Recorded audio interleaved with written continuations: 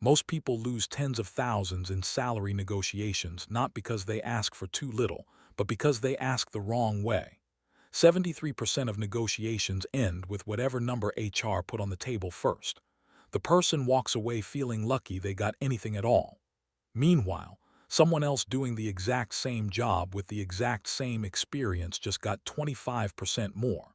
The difference is not talent. It is not education. It is 5 specific lines we are going to break down today.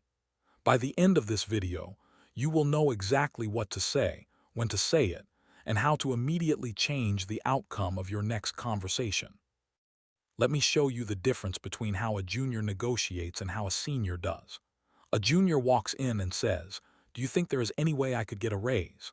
A senior walks in and says, "Based on market data and the work I am owning, I believe the right number for this role is X." Same person, same job, completely different result.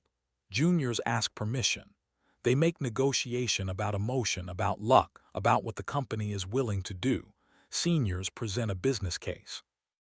They make negotiation about facts. That single shift in language is actually the entire negotiation. Everything else flows from whether you sound like someone asking for a favor or someone stating a market reality. Before you ever open the negotiation conversation, most people show up with a number they pulled from feelings. How much they need to live on, how much would feel fair to them, how much their friend told them they earn. None of that matters to HR.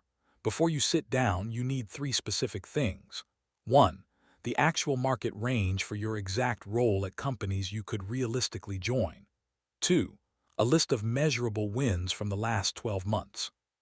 3. A target number that is 15 to 20% above your current salary. Walk in without those 3 things and you are guessing. Walk in with them and you are negotiating from data. Here is line number 1, the market anchor.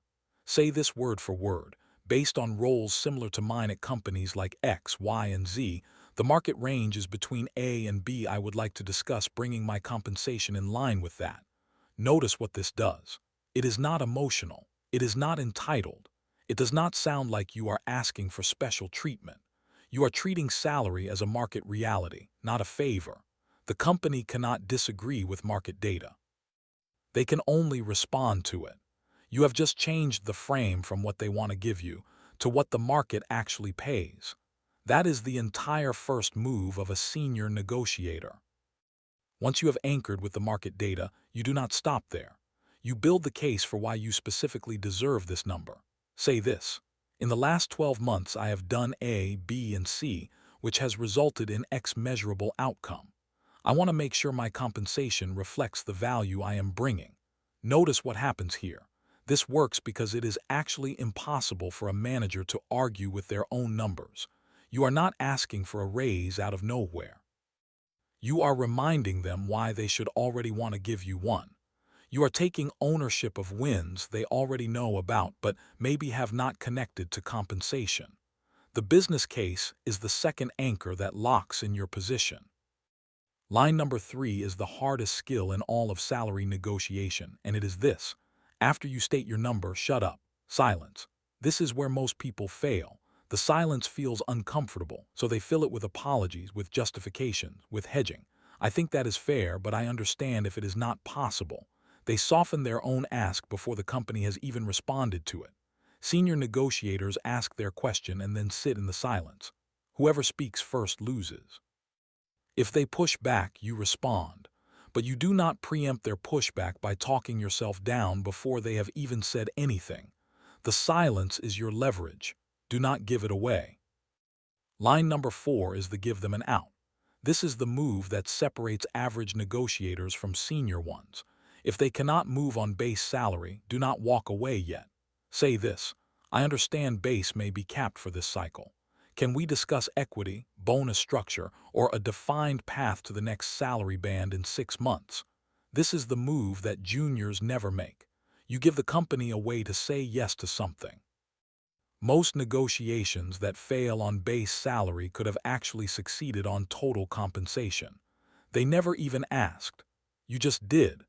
You turned one conversation into 3 possible conversations, and total comp often wins. Line number 5 is the put it in writing move. Whatever you agree to, whether it is base salary, equity, bonus, or timeline, you say this: "Great, I want to make sure we are aligned. Can you send me a quick written summary so we both have the same understanding?"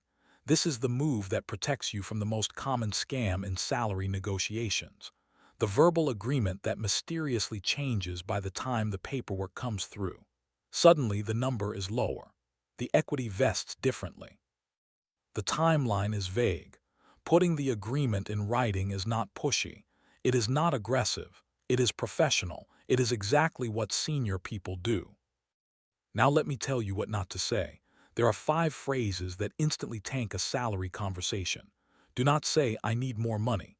Do not say, "My friend at another company makes more." Do not say, "I deserve this." Do not say, "I am working really hard." And do not say, "If I do not get this, I will have to look elsewhere." Every single one of these makes you sound less senior, more emotional, and more replaceable. "I need more money" makes you sound like a personal problem. The market data is the same for everyone. Your friend making more is not a company problem. "I deserve" is about you, not about them. Really hard work is the baseline, not a bonus. And "if I leave" is a threat, not an observation.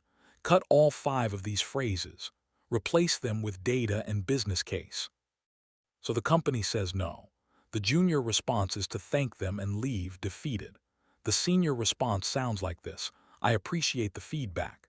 Can you help me understand what specifically I would need to demonstrate in the next 6 months for this number to be possible?" Now you have something way more valuable than a yes. You have a roadmap. You also have a witness to their commitment. You have them on the record saying that if you hit X, Y, and Z, the conversation opens again. If you hit those targets and the number still does not appear, you now have leverage and a story to take with you when you leave. A no that comes with a roadmap is better than a yes with no future. Keep negotiating upward. Here is the leverage you should always have. The strongest negotiator in any room is the one who is genuinely fine with the conversation ending in no. That only happens if you have actual alternatives. Best move: take one external interview a quarter. Not to leave your job, to know your real market value, and to have a plan B that costs you nothing to maintain. One interview every 3 months keeps you honest about what you are actually worth. It keeps you calm in negotiations because you know another path exists. Negotiating without leverage is hope. Negotiating with leverage is just paperwork. Spend 1 hour a quarter on interviews and your entire career changes. Here is the one thing to do this week. Open a job board. Find 3 listings for your exact role at companies you would actually consider joining. Note their salary ranges. That is your market anchor. Now write down 5 specific wins from the last 12 months. Measurable results. That is your business case. Save the document. The next time you have a one-on-one with your manager, you are ready. You do not need to wait for review season. You do not need permission. You need preparation. That part is now done. When the moment comes, you will have the data, the case, and the language, and the conversation will go differently.